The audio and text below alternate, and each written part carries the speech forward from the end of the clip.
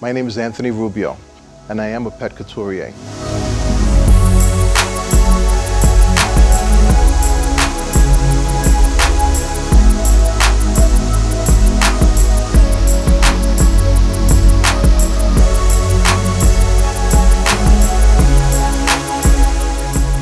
I studied fashion design for women's wear, and I decided to go into a different career change. So years later, while I was working, I got a phone call to rescue a dog.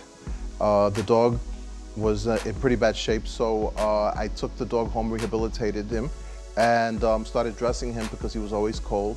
And when we went out places, people started taking notice, and they were asking me if I would design for them.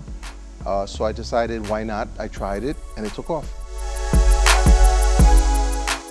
I studied women's wear fashion, so it was funny because I came back to it when I had abandoned it many years before. But it's not the same thing dressing a dog as it is a human being, because it's a whole different, body. The clothing has to fit a different way, and while people wear things that you see from the front, the dog is from the back because they're always on the ground. So I had to teach myself. But I've also been tapped to give lectures at Fashion Institute of Technology, which is also the college I studied for women's wear, and they're teaching pet design there now too.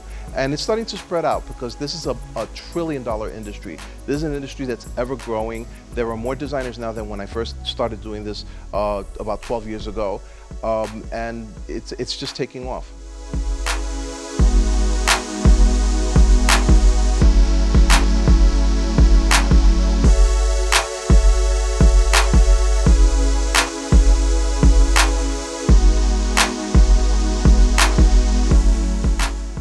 Nothing is easy when you first present it. I was taught very early on that either I would be a designer, which is why I dropped doing fashion.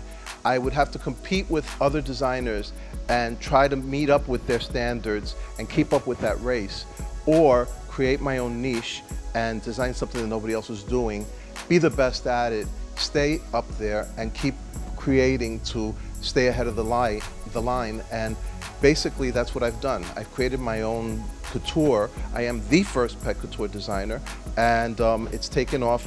And while other people are trying to reach my level, it's like I set a high bar. So there's a lot to go after, because if you look at some of my work, it's hand done.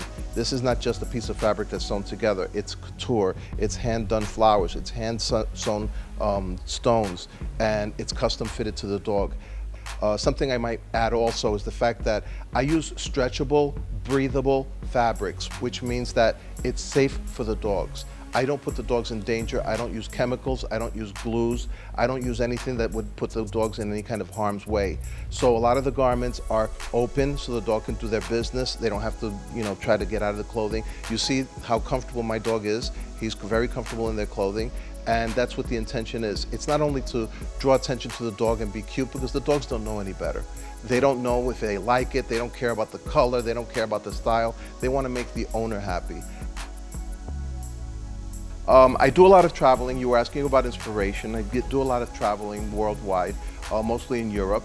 And I was in Europe, and as a matter of fact, I was visiting Vogue, the Vogue headquarters of Vogue Italia, who did a story on me. And I got the email where I was asked if I would like to present on the runways of New York Fashion Week. The whole idea was that it's never been done before to put dogs on the runways of New York Fashion Week in the history of the whole thing. None of the fashion weeks. Whenever you saw a pet, it was as an accessory up in the woman's hands. Very much like what you would see Paris Hilton or any of those people. But what we decided to do was do the dogs in clothing, mainly my couture.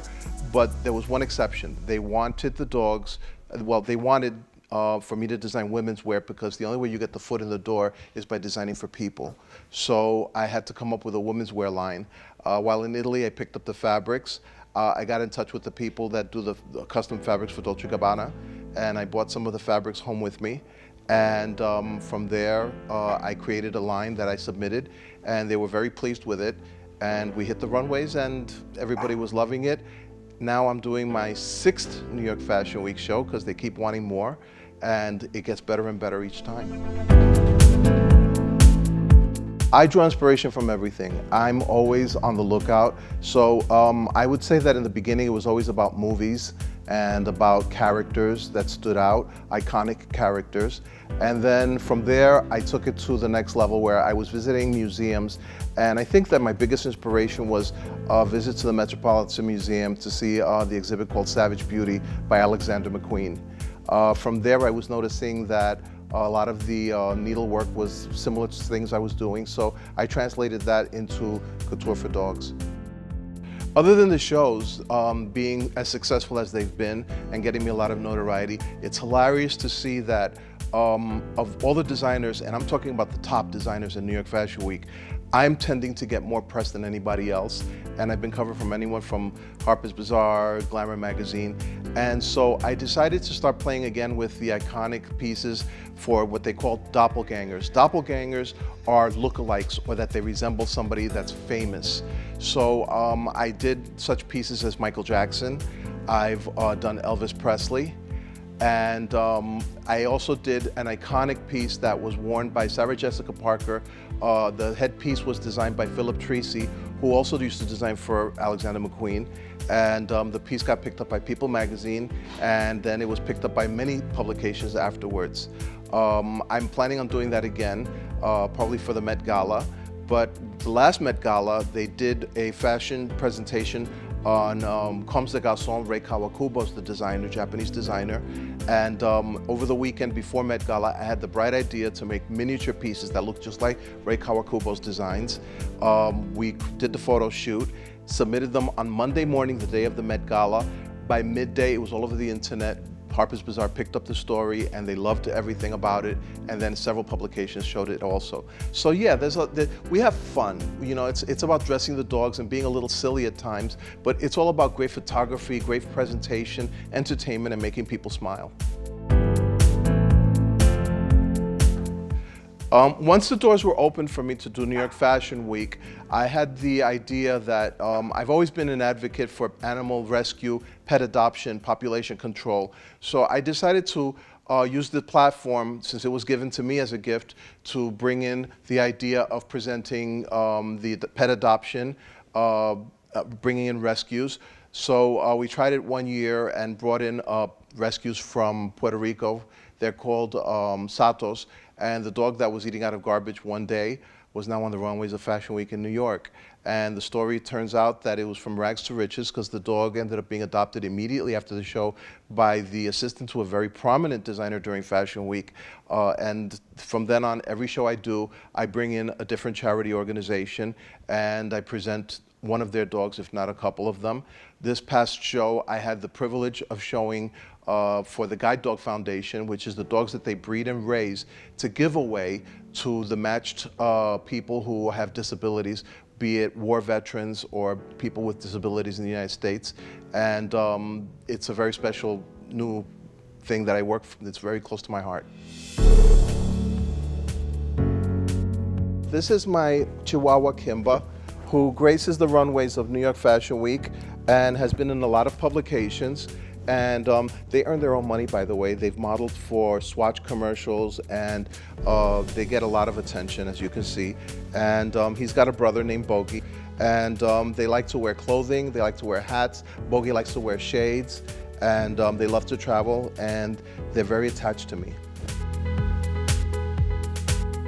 I adopted Bogey and Kimba when they were 2.5 months old.